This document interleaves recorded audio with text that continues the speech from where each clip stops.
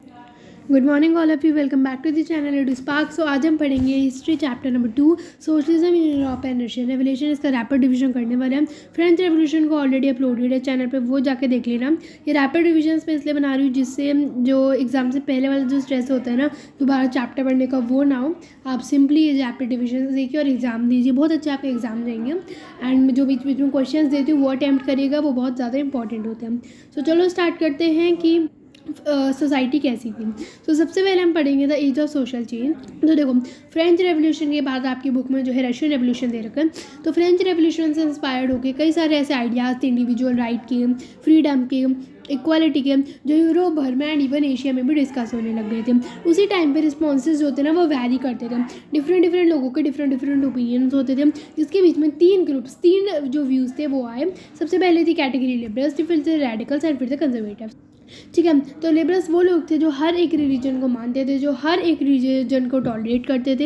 And जो dynastic rulers की uncontrol power होती है, पावर एक के हाथ में होती है, उन्हें कोई कंट्रोल नहीं कर सकता, वो इसके खिलाफ थे। एंड वो कहते थे दैट जितने भी इंडिविजुअल्स हैं उनके राइट्स को प्रोटेक्ट किया जाए, सेफ गार्ड किया जाए। एंड अब आप सोच रहे होंगे दैट वो एक डेमोक्रेट्स थे, उनकी हमें आइडियोलॉजी फॉलो करनी चाहिए। लेकिन चिल्ड्रेन, इनकी आइडियोलॉजी को हम फॉलो करना इसलिए नहीं कह सकते क्योंकि ये दो चीज़ों पे बिलीव नहीं करते थे। सबसे पहला कि वोटिंग के अधिकार प्रॉपर्टीड मैन को नहीं देने चाहिए, प्रॉपर्टीड मैन को ही देने चाहिए, नॉन प्रॉपर्टीड मैन को ना दें। मतलब जिनके पास प्रॉपर्टी है सिर्फ उन्हें वोटिंग का अधिकार मिलना चाहिए, और जो लोग विमेन थी उन्हें वोटिंग का अधिकार नहीं मिलना चाहिए। दूसरी कैटेगरी, तो दूसरी आइडियोलॉजी हुई रेडिकल्स, जो कि बिलीव करते थे गवर्नमेंट किसके बेस पे होगी, कि कंट्री की पॉपुलेशन की मेजॉरिटी पे बेस होगी। ठीक है, वो किसके खिलाफ थे कि जो वेल्दी फैक्ट्री ओनर्स को, लैंड ओनर्स को, जितने भी अमीर लोग हैं उन्हें जो प्रिविलेजेस मिलते हैं बाय बर्थ, वो उनके खिलाफ थे। एंड उन्हें ये पसंद नहीं था कि पावर एक के हाथों में रहती, एक इंडिविजुअल के हाथ में रहती। एंड ऑल्सो जितने भी वीमेन की वोटिंग राइट्स के मूवमेंट थे वो उन्हें भी सपोर्ट किया करते थे। नेक्स्ट है कंजर्वेटिव। कंजर्वेटिव एक ऐसी आइडियोलॉजी थी जो पहले कहते थे कि मुझे चेंज नहीं चाहिए, हमें कोई चेंज नहीं चाहिए, लेकिन टाइम के साथ उन्होंने एक्सेप्ट किया that some changes are necessary. तो वो बिलीव करने लग गए थे that some changes are necessary, और उन्होंने कुछ चेंजेस को एक्सेप्ट भी किया था। लेकिन उसके बाद वो बिलीव करने लग गए थे, वो इसी भी चीज़ पर बिलीव करते थे दैट जो पास्ट है उसे प्रिजर्व करना है, वो रिस्पेक्ट होना बहुत ज़रूरी है, पास्ट की वैल्यूज़ पे नहीं भूलना चाहिए। एंड नेक्स्ट वो चेंज चाहते थे, लेकिन एक ग्रेजुअली चेंज चाहते थे, एक स्लो प्रोसेस के थ्रू चेंज चाहते थे। तो ये थी हमारी तीन आइडियोलॉजी जो उस टाइम पे इमर्ज हुई, लिबरल्स, रेडिकल्स एंड कंजर्वेटिव्स। तो सबकी डिफरेंट आइडियोलॉजी थी। ठीक है, तो ये कैटेगरीज हैं। अब हम पढ़ेंगे आगे। उससे पहले आपको एक क्वेश्चन करना है, तो आप एक क्वेश्चन करिए जिसमें हमें बताना है कि कौन सी तीन आइडियोलॉजी थी जो कि चेंजेस की तरफ रशियन सोसाइटी में देखती थी। तो लिबरल्स, रेडिकल्स, कंजर्वेटिव्स, आपको उनकी आइडियोलॉजी लिख देनी है पूरी। ठीक है, उसके बाद industrial society and social change. तो देखो, इंडस्ट्रियल रेवोल्यूशन आया, मतलब कि नई नई सिटीज़ हुई, इंडस्ट्रियल रेवोल्यूशन आया, ट्रेन बननी स्टार्ट हुई, जिससे जो मैन वीमेन और चिल्ड्रन थे वो फैक्ट्रीज़ में जाके काम करने लग गए, और जो वर्कर्स थी उनमें इंक्रीज़ आ गया। अब बहुत ज़्यादा वर्कर्स जो है वो रूरल एरिया से अर्बन एरियाज़ में आने लगे, माइग्रेट करने लग गए और उधर रहने लगे। वो क्या करते थे, जिसमें उनका वर्किंग आवर्स क्या होता था, ज़्यादा होता था, बहुत टाइम तक उन्हें काम करना होता था, उन्हें 18 घंटे काम करना होता था, लेकिन उनको जो तनख्वाह मिलती थी, जो उनको वेजेस मिलती थी उनके काम करने के बदले, वो बहुत कम होती थी। तो अब इसलिए क्या हुआ, ज़्यादा लोग जो है वो कहाँ पर जाने लग गए, इंडस्ट्रीज़ में जाने लग गए। इससे कई सारे एरियाज़ में अनएम्प्लॉयमेंट होने लग गई। ठीक है, अब टाउन्स भी एमर्ज हो रहे थे, वो जो एरियाज़ थे वो नई नई सिटीज़ बन रही थी, जिससे हाउसिंग और सैनिटेशन फैसिलिटीज़ आई। एरिया तो उतना ही रहेगा, लोग बढ़ते जा रहे हैं, पॉपुलेशन बढ़ती जा रही है, तो कम एरिया में वो क्या रहेंगे, ज़्यादा लोग रहेंगे, जिससे उन्हें प्रॉब्लम हुई, हाउसिंग की प्रॉब्लम हुई, सैनिटेशन की फैसिलिटीज़ हुई, मतलब सामना करना पड़ा। और liberals and radicals in issues के बिल्कुल खिलाफ थे, और वो चाहते थे एक रेवोल्यूशन आए जिससे ये सारी चीज़ें जो है हटें। अब हम पढ़ेंगे कैसे यूरोप में सोशलिज्म आया। सोशलिज्म क्या होता है, जब हम किसी भी वर्ड के आगे इज्म लगा देते तो वो एक आइडियोलॉजी बन जाती है। तो कैसे यूरोप में सोशलिज्म की आइडियोलॉजी है, तो सोशलिज्म एक ऐसा आइडिया है जिसने यूरोप भर का अटेंशन जो है मिड 19th सेंचुरी में अट्रैक्ट किया। सब सोशलिज्म की तरफ अट्रैक्ट हो रहे थे, क्योंकि सोशलिज्म कहता था प्राइवेट प्रॉपर्टी नहीं होनी चाहिए, वो उसके खिलाफ था। और वो किसको सपोर्ट करता है, कलेक्टिव सोशल इंटरेस्ट को। जो डिसीजन होगा कलेक्टिवली होगा, जो चीज़ बटेगी कलेक्टिवली बटेगी, एक साथ मिलकर बटेगी। ठीक है, सोशलिज्म मतलब यही तो होता है। अब उनके डिफरेंट व्यूज़ थे, फ्यूचर के विजन्स थे। ठीक है, इसके अलावा जो रॉबर्ट ओवन थे या कार्ल मार्क्स थे, उनके अपने अलग अलग व्यूज़ थे। ठीक है, कुछ बिलीव करते थे कॉपरेटिव्स को सेट करने। कॉपरेटिव्स क्या होते हैं, जैसे अमूल एक कॉपरेटिव है, ठीक है, हमने ईगो के चैप्टर नंबर 4 में पढ़ा है कोऑपरेटिव्स क्या होते हैं कि फॉर एग्जांपल अगर एक बंदा है, ठीक है, उसे शॉप पे बिठा दिया जाए तो सारा उसका पास होगा, सारा कंट्रोल। वेयरएज अगर कई सारे लोग एक साथ बैठेंगे तो इससे वो एक दूसरे पर ध्यान भी तो रख पाएंगे ना कि कोई पावर का मिसयूज़ तो नहीं कर रहा है। तो कोऑपरेटिव्स को सेटअप करना चाहिए इंडिविजुअल की, मतलब अलग कि इंडिविजुअल पावर नहीं होनी चाहिए। कुछ लोग चाहते थे कि ऐसी गवर्नमेंट ही एनकरेज करे कोऑपरेटिव्स को जो कैपिटलिस्ट को रिप्रेस करे। कैपिटलिस्ट ये होता है इंडिविजुअल पावर। तो कुछ बिलीव करते थे कोऑपरेटिव सेटअप करने पर और कुछ बिलीव करते थे गवर्नमेंट ही एनकरेज कर सकती है कोऑपरेटिव्स को। सो जिससे हमारा एक कम्युनिस्ट सोसाइटी को बर्थ मिले, कम्युनिस्ट सोसाइटी के आइडियाज़ जो है वो डेवलप हुए। ठीक है, अब हम पढ़ेंगे सपोर्ट फॉर सोशलिज्म की सोशलिज्म को किस चीज़ का सपोर्ट मिला। तो जो सोशलिस्ट के आइडियाज़ थे यूरोप भर में जो है फैलते गए, जिससे सेकंड इंटरनेशनल नामक एक पार्टी का जो है फॉर्मेशन हुआ, वो पार्टी बनी। एंड जितने भी वर्कर्स थे जैसे वो उन्होंने कई सारे एसोसिएशंस बनाई, जैसे सोशल डेमोक्रेटिक पार्टी और लेबर पार्टी जो कि इंग्लैंड में जर्मनी में फॉर्म हुई, जिससे वो एक ही चीज़ डिमांड करती थी, लेबरिंग कंडीशन से इंप्रूव करो वर्कर्स के, एंड जो इतने लॉन्ग वेजिंग मतलब वर्किंग आवर्स से उन्हें कम करो और हाई वेजेस करो।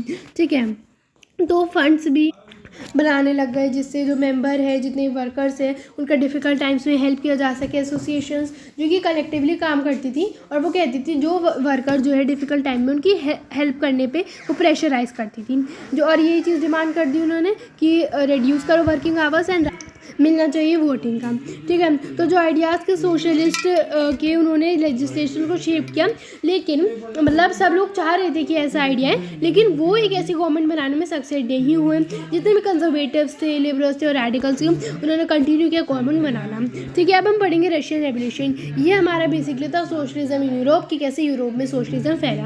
अब हम पढ़ेंगे रशियन रेवोल्यूशन के बारे में। तो देखो, रशियन रेवोल्यूशन में होता है कि जब जो मोनार्की है, जो कंट्री में मोनार्की फॉलो हो रही थी, वो हटी इन फरवरी 1917 एंड कई सारे रेवोल्यूशनरी इवेंट्स हुए, जैसे 1905 रेवोल्यूशन हुआ, अक्टूबर 1917 में इवेंट हुआ, तो कई सारे इवेंट्स हुए। ठीक है, सो अब हम पढ़ेंगे 1914 के टाइम पे रशियन एम्पायर कैसा था। तो जो त्सार निकोलस था वो रशिया में रूल कर रहा था। कई सारी उसकी जो है टेरिटरीज थी, कई सारे उसके एरियाज अंडर आते थे, बहुत बड़ा था Russian empire. Finland, Lithuania, Estonia and Poland के, यूक्रेन के, इनके पार्ट्स भी आते थे, एंड सेंट्रल एशिया, जॉर्जिया, सब आता था। अब उधर जो मेन रिलीजन फॉलो होता था वो होता था कैथोलिक्स का, प्रोटेस्टेंट्स का, मुस्लिम, इवन बुद्धिस्ट भी उधर प्रेजेंट थे। तो रिलीजन्स उधर ये भी फॉलो होते थे। ठीक है, तो अब हम पढ़ेंगे सोशलिज्म इन रशिया। तो देखो, जो 85% ऑफ रशियन इकॉनमी थी वो बेसिकली किस पे डिपेंडेंट थी, एग्रीकल्चर पे डिपेंडेंट थी। तो इंडस्ट्रीज उधर बहुत ज़्यादा कम थी। वेयर एज 1890s तक आते आते जो रशियन रेलवे नेटवर्क उधर एक्सपेंशन हुआ एंड इंडस्ट्रीज जो है वो बढ़ी, वरना उधर क्या थी, इंडस्ट्रीज बहुत कम थी, क्योंकि 85% ऑफ द लोग एग्रीकल्चर पर ही डिपेंडेंट थे। ठीक है, लेकिन इंडस्ट्रीज जो थी वो प्राइवेटली ओन कर रखी थी, मतलब कोऑपरेटिव्स नहीं थे कि बहुत सारे लोगों ने ओन कर रखी है, एक पर्टिकुलर इंडिविजुअली बैठता था। तो इंडस्ट्रीज जो थे वो प्राइवेटली ओन थी, इसलिए कई सारी बड़ी बड़ी फैक्ट्रीज थी, लार्ज फैक्ट्रीज थी, देवर अंडर द गवर्नमेंट सुपरविजन, ऐसी बहुत ज़्यादा कम थी। लेकिन स्टिल जो फैक्ट्री रूल्स थे, मतलब गवर्नमेंट जो है वो ट्राई कर रही थी कि फैक्ट्री रूल्स बनाए जहाँ पर वो कहती थी कम वर्किंग आवर्स होनी चाहिए, ज़्यादा वेजेस होनी चाहिए, लेकिन स्टिल फैक्ट्री रूल्स जो थे उन्हें तोड़ दिया जाता था जो स्मॉल वर्कशॉप्स में। एंड वर्कर्स जो थे ना वो डिवाइडेड थे बाय स्किल के बेस पे। जैसे मेटल वर्कर्स को सबसे ज़्यादा बेसिकली टॉप में माना जाता था, एरिस्टोक्रेट्स माना जाता था, क्योंकि वो ज़्यादा उनके वर्क के लिए ज़्यादा ट्रेनिंग चाहिए होती थी, ज़्यादा स्किल चाहिए होती थी।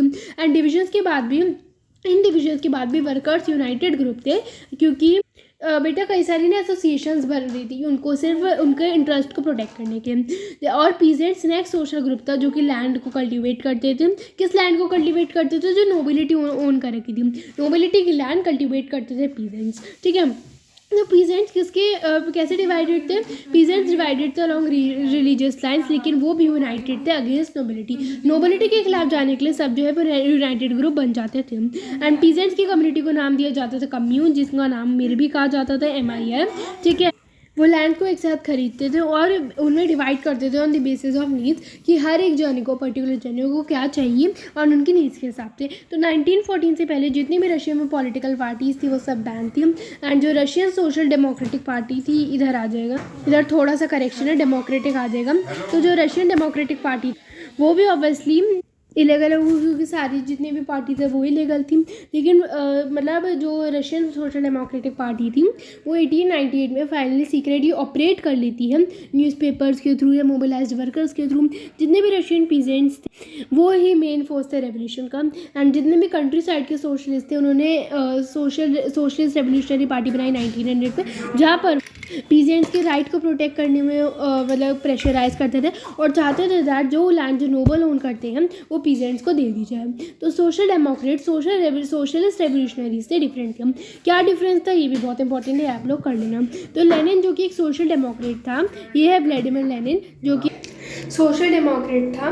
वो चाहता था कि ऐसे पार्टी बने जो डिसिप्लिन्ड हो, अच्छे क्वालिटी मेंबर्स आए, हर कोई इसे ज्वाइन ना करने। और वो कौन से ग्रुप को लीड करता था? बोल्शेविक। दो ग्रुप होते थे, एक होता था बोल्शेविक और एक होता था मेंशेविक। तो बोल्शेविक का पार्टी का जो लीडर था वो था व्लादिमीर लेनिन।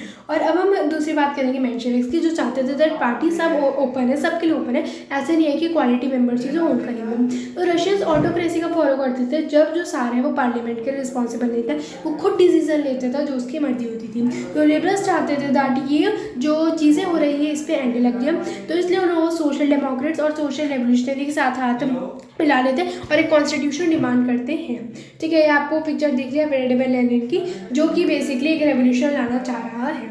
ठीक है, अब हम पढ़ेंगे 1905 रेवोल्यूशन। तो जो 1905 ईयर है वो रशियन वर्कर्स के लिए रिकॉर्डेड है, सबसे गंदा ईयर माना जाता है, क्योंकि जितने भी बेसिक गुड्स होते हैं उनकी प्राइस जो है वो बढ़े, लेकिन उनकी वेजेस में वो जो है बहुत डिक्लाइन आया। तो जो वर्कर्स हैं उनको डिसमिस कर दिया गया, मतलब इंडस्ट्रीज से उन्हें हटा दिया गया। तो बच्चे स्ट्राइक्स बढ़ने लगे, प्रोटेस्ट बढ़ने लगे, जहाँ पर वो रिडक्शन के मांगते थे वर्किंग आवर्स में, वेजेस में इंक्रीज मांगते थे और कहते थे उनकी वर्किंग कंडीशंस को इम्प्रूव करो। तो वर्कर्स ने जो प्रोसेशन है जब ये विंटर पैलेस पहुंचा, ये जब जो वर्कर्स का प्रोसेशन है ये विंटर पैलेस पहुंचे, जिसका जो लीडर था वो फादर गैपन था। तो बच्चे वो सिर्फ नॉर्मल बात करना चाह रहे थे, वो कोई प्रोटेस्ट नहीं कर रहे थे। तो जब वो विंटर पैलेस पहुंचा तो पुलिस ने उन्हें मार दिया, कई सारे लोग मरे। एंड ये इस दिन को नाम दिया गया है ब्लडी संडे, और इससे ही 1905 रेवोल्यूशन जो है वो स्टार्ट हुआ। तो कई सारी ऐसे कंट्री साइड में स्ट्राइक्स चली, जो स्टूडेंट्स थे उनके वॉकआउट्स हुए, कई सारी ऐसी चीज़ें हुई। और इस रेवोल्यूशन के अंदर सार ने कहा ठीक है मैं एक पार्लियामेंट बनाऊंगा, और पार्लियामेंट बनी हुई जिसका नाम था डूमा, लेकिन उसे 75 डेज़ के अंदर ही डिसॉल्व कर दिया गया। तो पॉलिटिकल एक्टिविटीज सार ने रिस्ट्रिक्ट कर दी थी और पहले डूमा को सस्पेंड कर दिया था। एंड वो एक सेकेंड डूमा लाता है जहाँ पर वो सिर्फ कंजर्वेटिव लोगों को रखता है, इधर कट कर दो, मतलब जो भी उसके फेवर के लोग थे। और लिबरल्स एंड रेवोल्यूशनरीज को कहता है तुम इस पार्टी में, तुम इस पार्लियामेंट में, तुम्हारा कोई रोल नहीं है। अब हम पढ़ेंगे क्या फर्स्ट वर्ल्ड वॉर थी और क्या रशियन एम्पायर था। तो जो फर्स्ट वर्ल्ड वॉर थी वो 1914 में स्टार्ट होती है, जैसा कि आपको पता ही होगा, और सेंट्रल और पावर्स के बीच में होती है, that is Germany, Austria, Turkey, जिसे आप ऐसे याद कर सकते हो GTA के नाम से, और फ्रांस, ब्रिटेन और रशिया के नाम से चली थी, जिसे बाद में USA ने, इटली ने भी ज्वाइन कर लिया था। तो सार निकोलस ने डूमा से बिना मुझे कोई भी डिसीजन ले लिया, तो वो भी वॉर का मेजर कारण बन गया था। तो रशिया ने बच्चा को काफ़ी सफ़र किया था एंड इकोनॉमिकली भी रशिया बहुत बिगाड़ जा रहा था। इकोनॉमी वॉज बैडली हिट, क्योंकि बच्चे जितनी भी इंडस्ट्रियल रिक्वायरमेंट्स थे उन्हें तोड़ दिया जा रहा था, लेबर की शॉर्टेज पड़ रही थी क्योंकि वो प्रोटेस्ट करने में लगे पड़े थे, जितनी भी छोटी छोटी वर्कशॉप्स थी ना उन्हें शट डाउन कर दिया गया था। एंड लोगों ने काफ़ी हद तक फूड की स्कार्सिटी फेस की, ब्रेड की या फ्लर की, जो बेसिक नेसेसिटीज़ होती हैं। अब हम पढ़ेंगे कैसे पेट्रोग्राड में फेब्रुअरी रेवोल्यूशन आया। तो 1917 की विंटर ने इस चीज़ को और भी वर्स बना दिया, क्योंकि जो फूड की शॉर्टेज हो रही थी एंड जो वर्कर्स थे वो दोबारा एक प्रोटेस्ट करने लग गए कि फैक्ट्री को क्यों लॉकआउट कर दिया, फैक्ट्री को लॉक कर दिया। तो उन्होंने और वर्कर्स ने इस चीज़ की प्रोटेस्ट की, और ये जो स्ट्राइक है ये जो है विमेन ने भी ज्वाइन की। जब इस इवेंट को वुमेन ने भी ज्वाइन किया स्ट्राइक को, इसका नाम दिया गया इंटरनेशनल वुमेन्स डे। जितनी भी पुलिस थी उन्हें बुलाया गया, जिससे जो लोग हैं जो प्रोटेस्ट करें उन्हें रोक दिया जाए, डूमा को सस्पेंड कर दिया गया। तो आप देख लो कैसे एक एक करके सारा अपना ऑर्डर चला रहे हैं, ठीक है। तो जितने भी डेमोन्स्ट्रेटर्स थे वो उन्होंने अपनी तरफ पुलिस को भी कर लिया, उन्होंने स्लोगन से रेस किए। और जब राजा के कहने पर पुलिस ने मना कर दिया था कि हम प्रोटेस्टेंट्स पे जो है नहीं करेंगे, गोली नहीं मारेंगे या हम उन्हें पे फायर नहीं करेंगे, तो कई सारे ऐसे लोग थे जो कि उस चीज़ को ज्वाइन करने लगे, जिससे फॉर्मेशन हुई सोवियत की। किसकी फॉर्मेशन हुई? सोवियत की। जब सब राज्य के खिलाफ जा रहे थे एंड लोगों ने धीरे धीरे करके जितनी भी पुलिस है, जितनी भी सोल्जर्स है राज्य की आर्मी, उसे भी अपनी तरफ कर लिया। एक प्रोविंशियल गवर्नमेंट फॉर्म हुई एंड एक कॉन्स्टिट्यूएंट असेंबली जो कि कौन इलेक्ट कैसे इलेक्ट होगी, यूनिवर्सल एडेड सेपरेट से यूएएफ यूनिवर्सल एडेड फ्रेंचाइज से इलेक्ट होगी। तो मोनार्की फाइनली 1917 में रशिया में खत्म हो जाती है। आई होप आपको चैप्टर समझ में आ रहा होगा। अगर बच्चे आपको चैप्टर इतना सा भी अच्छा लग रहा होगा तो वीडियो को लाइक करना एंड चैनल को सब्सक्राइब करना। तो अब हम पढ़ेंगे आफ्टर फेब्रवरी का, जो फेब्रवरी का रेवोल्यूशन है उसके बाद क्या हुआ। तो देखो अब इलेक्टेड गवर्नमेंट चाहते थे, जितनी भी पब्लिक मीटिंग्स थी उस पर रेस्ट्रिक्शंस लग गई, एसोसिएशन बनने लग गई एंड लेनिन जो कि भाग गए थे 1917 में, वो इस एग्जाइल से लौटा। अब लेनिन के एप्रल डिजीज़ के अंडर क्या आता है, लेनिन के एप्रल डिजीज़ की कि जो World War I है इसे बंद कर दिया जाए और जो बैंक्स को नेशनलाइज कर दिया जाए एंड लैंड जो है वो पीजेंट्स को ट्रांसफ़र कर दी जाए। ये लेनिन की एप्रल डिजीज़ थी, ठीक है। तो लेनिन ने अपनी एप्रल डिजीज़ रिलीज की। बॉल्शेविक पार्टी को रीनेम करके कम्युनिस्ट पार्टी कर दिया गया एंड बॉल्शेविक जो थे उसके अंडर जो लीडर्स थे उनका इशू डिफरेंट था। वर्कर्स की मूवमेंट स्टार्ट हुई, ट्रेड यूनियंस बढ़ने लग गई एंड जब उन्होंने देखा कि उनकी जो पावर या इन्फ्लुएंस है वो रिड्यूस हो रहा है तो कब प्रोविंशियल गवर्नमेंट ने देखा, तो प्रोविंशियल गवर्नमेंट ने कुछ स्टेप्स लिए जिससे वो बॉल्शेविक्स के खिलाफ जा सके। जैसे जितने भी रूरल एरियाज थे उसमें पीजेंट्स और सोशलिस्ट रेवोल्यूशनरीज ने पीजेंट्स को इन्फ्लुएंस किया जिससे उनकी लैंड सीज कर देते थे। अब अक्टूबर रेवोल्यूशन 1917, तो देखो ये जो कॉन्फ्लिक्ट, ये जो इनके बीच का ये जो युद्ध जो था वो बढ़ता चल गया। ये प्रोविंशियल गवर्नमेंट और बॉल्शेविक्स का बढ़ने लग गया, तो जिससे मतलब डर लगने लगे प्रोविंशियल गवर्नमेंट, क्योंकि डिक्टेटरशिप ना है तो मतलब प्रोविंशियल गवर्नमेंट ये डिक्टेटरशिप ना कर दिया। इसलिए लेनिन ने एक प्लान किया, एक सीक्रेट प्लान जो कि उसकी डेट किसी को नहीं पता था, सिर्फ वो चाहता था वो पावर में और बेसिकली डिक्टेटरशिप ना आए, ठीक है। तो ये अपराइजिंग जो होता है ये 24 अक्टूबर 1917 को जो है वो होता है स्टार्ट, जहाँ पर दोनों साइड जो है वो ट्राई कर रही थी पावर लेने का। एंड ये कैसे एंड हुआ, जहाँ पर जितने भी और रशियन कांग्रेस है सोवियत की इन पेट्रोग्राड, वो बॉल्शेविक के एक्शन को अप्रूव कर दी थी कि और बॉल्शेविक पावर में आ जाते हैं। तो इस हैवी फाइटिंग में जितने भी बॉल्शेविक्स थे वो जितने भी पेट्रोग्राड है, जितने भी मॉस्को है, दिसंबर तक सब में अपना रूज कर लेते हैं, पावर ले लेते हैं, ठीक है। तो अब देखो थोड़ा सा है ना, थोड़ा पीछे से ऑडियो मेरा कम आ रहा है, मतलब ऑडियो ख़राब आ रहा है, बस थोड़ा सा एडजस्ट कर लो, ठीक है। तो अब हम आगे बढ़ते हैं। व्हाट चेंज आफ्टर अक्टूबर, के अक्टूबर रेवोल्यूशन के बाद जो अक्टूबर 1917 था उस रेवोल्यूशन के बाद क्या चेंज हुआ, तो प्राइवेट प्रॉपर्टी के खिलाफ हो गए थे वो, इंडस्ट्रीज एंड बैंक्स को नेशनलाइज कर दिया गया था और लैंड को एक सोशल प्रॉपर्टी डिक्लेयर कर दिया गया था। सोशल प्रॉपर्टी समझ रहे हो ना, सोशली अब वो कर दी जाएगी, सोशल कर दी जाएगी इंडिविजुअल नेम, ठीक है। एंड फैमिली रिक्वायरमेंट के हिसाब से ना बच्चे लार्ज लार्ज हाउसेस को पार्टीशन कर दिया गया था। फॉर एग्जांपल एक हाउस में 4 जने रह रहे, इतना बड़ा हाउस है तो उसे 4 जनों के हिसाब से कर दिया गया था। जितने भी पहले के ओल्ड टाइटल्स थे एरिस्टोक्रेसी के वो बैन कर दिए गए थे।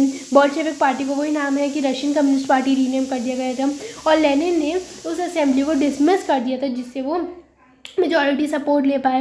रशिया एक वन पार्टी स्टेट बन गई थी जो एक ही पार्टी रूल कर रही थी। ट्रेड यूनियंस जो है वो बनने लग गए थे एंड जो बॉल्शेविक्स के खिलाफ जाते थे उन्हें एक सीक्रेट पुलिस जिसका नाम था चेका, वो बेसिकली पनिश कर देती थी। और कई सारे ऐसे बॉल्शेविक्स के फॉलोअर्स थे जो उस हिसाब से चलते थे जिसमें पार्टी फंक्शन करती थी। अब हम पढ़ेंगे सिविल वॉर के बारे में। तो जो लैंड डिस्ट्रीब्यूशन था वो एक मेजर पॉलिसी बॉल जिससे काफ़ी हद तक जो है वो क्योस बढ़ा। जितने भी सोल्जर्स थे, अब जब लैंड डिस्ट्रीब्यूशन हुआ तो जितने भी सोल्जर्स थे वो अपने घर जाना चाहते थे लैंड लेने के।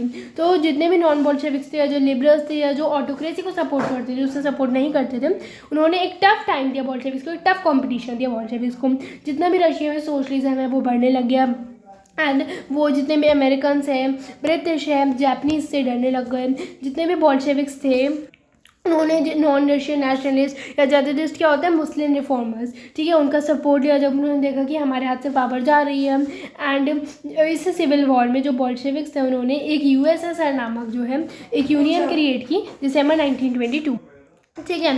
तो ये हो गया। अब हम पढ़ेंगे कैसे सोशलिस्ट सोसाइटी बनी। तो एक ऐसी सेंट्रलाइज प्लानिंग थी जो इंट्रोड्यूस की जा रही थी जिस पर 5 ईयर प्लान चलते थे, 5 साल की जो है डेवलपमेंट वो देखी जाती थी। तो इकोनॉमिक ग्रोथ जो है वो बढ़ी, जैसे इंडस्ट्रियल प्रोडक्शन बढ़ रहा था तो इकोनॉमिक ग्रोथ बढ़ी एंड जो लोगों की life it was full of hurdles, it was full of hardship, क्योंकि बच्चे अभी भी वर्किंग कंडीशन इतनी अच्छी नहीं आई थी। स्कूलिंग सिस्टम को मॉडिफाई कर दिया गया था। जितने भी फैक्ट्री ओनर्स थे और जो पीजेंट्स थे वो भी यूनिवर्सिटीज़ में एंटर कर सकते थे एंड जितने भी फैक्ट्री के में वर्क वीमेन के चिल्ड्रेन या वर्कर के चिल्ड्रेन है उनके लिए क्रेचेस सेट किए गए थे। जैसे आपने देखा ना आंगनबाड़ी होते हैं, ऐसे क्रेचेस सेट कर दिए गए थे। जो पब्लिक हेल्थ केयर तो उसने एक मॉडर्न फॉर्म ले लिया था एंड वो वर्कर्स के लिए सेटअप किया गया था। अब आ जाता है स्टैलिन। अब हम पढ़ेंगे स्टैलिनिज्म एंड कलेक्टिवाइजेशन कि वो कैसा प्रोग्राम लाता है। वो जो 5 ईयर प्लान होता है, जो प्लान करती थी ना इकॉनमी, इससे मतलब वो चाह रहा था दैट डेवलपमेंट हुई, लेकिन इससे कई सारे डिजास्टर आए। जैसे उनमें से था कलेक्टिवाइजेशन ऑफ एग्रीकल्चर। रशिया हमें पता है कैसे grains shortage of food grain जो है वो सामना कर रहा था, फेस कर रहा था। तो गवर्नमेंट ने क्या किया, जितने भी प्राइजेज है वो फिक्स कर दिए गए एंड जो पीजेंट्स हैं वो उन्हें तोड़ नहीं सकते थे। जितने भी ऐसे टारगेटेड रिच पीजेंट्स हैं ना, टारगेट करके, एंड जितने भी ट्रेडर्स हैं रूरल एरियाज़ में, उनके जो है स्टॉक्स को होल्ड कर लेते थे, मतलब चोरी कर लेते थे। जो स्टैलिन का कलेक्टिव फार्मिंग का प्रोग्राम है वो इंट्रोड्यूस किया गया था and state control farm establish किए गए थे, जो कि सिंपल ये चाहता था कि जी state farms, state control farms है जहाँ पर जितने भी लोग हैं, जितने भी वो है एग्रीकल्चर वाले लोग हैं, पीजेंट्स हैं, वो एक साथ कलेक्टिवली जो है वो वर्क करें, ठीक है। और ऐसी जो प्रॉफिट है वो शेयर हो जाएगा उनके बीच में। जो लोग कलेक्टिवाइजेशन के प्रोग्राम के खिलाफ जाते थे उन्हें या तो पनिश कर दिया जाता था या उन्हें कंट्री से बाहर निकाल दिया जाता था। तो कई सारे ऐसे पीजेंट्स रेसिस्टेंस हैं एंड ये जो कलेक्टिवाइजेशन है इससे जो इतना भी प्रोडक्शन है, इसमें कोई इंक्रीज़ नहीं आया। एज बैड हार्वेस्ट उसके वजह से और ज़्यादा फेमाइन आ गया ना। ये जो इस पार्टी के खिलाफ क्रिटिसिज्म था वो बढ़ता चलेगा एंड कई सारे लोगों को फोर्स कर दिया जाता था कि वो फॉल्स कन्फेशंस करिए, फॉल्स जो है स्टेटमेंट्स थे, और उन्हें ये सब टॉर्चर और एग्जीक्यूशन के अंदर करवाया जाता था। एक चीज़ मैं बताना भूल गई, दैट स्टैलिन कब आया था, जब व्लादिमीर लेनिन की डेथ हो गई थी, ठीक है। अब नेक्स्ट आपके लिए क्वेश्चन है, आप खुद करिए। दैट जैसे 2 चेंजेस बताने हैं जो कि स्टैलिन लाया था रशियन इकोनॉमी में, और स्टैलिन ने क्रिटिक्स के साथ, क्रिटिक्स कौन होते हैं, जो उसको रेसिस्ट कर रहे थे, जिन्हें उसके खिलाफ थे, उनसे कैसे डील किया, तो ये आप खुद करिएगा। तो देखो आप ये आंसर खुद करिए, ठीक है, लिखिए। अब मैं आपको इसका आंसर बताती हूँ, वीडियो को पॉज करके लिखना, ठीक है। तो देखो सबसे पहले कुलक्स की एलिमिनेशन। कुलक्स क्या होते हैं, जो अमीर फार्मर्स थे, जो वेल टू डू फार्मर्स, तो जितने भी लैंड थे, जितने भी वेल टू डू फार्मर्स थे, उन्होंने लैंड ले लिए थे और स्टेट कंट्रोल फार्म्स एस्टैब्लिश कर दिए गए थे कि स्टेट उन फार्म्स को कंट्रोल करेगी। Next collectivisation of lands. Stalin ने अपना कलेक्टिवाइजेशन प्रोग्राम चलाया जहाँ पर जितने भी पीजेंट्स थे उन्हें कल्टीवेट करना तो उधर ही एंड प्रॉफिट जो है वो शेयर होता था। नाउ कई सारे ऐसे पीजेंट्स रेसिस्टेंट थे, पीजेंट्स उनके खिलाफ थे, जिसमें स्टैलिन ने उनके साथ कैसे डील किया, सीवियरली उन्होंने डील किया। इधर ना सीवियरली आएगा, ठीक है, डेल्ड विद सीवियरली। कई सारे लोगों को जो है एग्जाइल कर दिया गया था, कई सारे लोगों को जो है डिपार्ट कर दिया गया था, मार दिया गया था, कंट्री से भगा दिया गया था। वही क्वेश्चन है जो मैंने आपको समझाया। ऑल्सो इसकी जो ये वाली लाइन है, मैनी से लेकर कैंप्स तक, कि आप मत लिखिएगा, ठीक है, इसमें थोड़ा सा चेंज है, वो मैं आपको बता दूंगी कमेंट सेक्शन में, ठीक है। एंड कई सारे लोगों को फोर्स कर दिया गया था दैट फॉल्स स्टेटमेंट्स करें, अंडर टॉर्चर उन्हें सब कहा जाता था। अब हम पढ़ेंगे इस चैप्टर का लास्ट टॉपिक, दैट इज कि रशियन रेवोल्यूशन का ग्लोबली क्या इम्पैक्ट पड़ा और यूएसएसआर पे क्या इम्पैक्ट पड़ा। तो देखो बोल्शेविक को लोगों ने क्रिटिसाइज़ किया जिस वे के लिए वो वर्क करते थे एंड देयरफॉर वो पॉपुलर भी हुए देश भर में।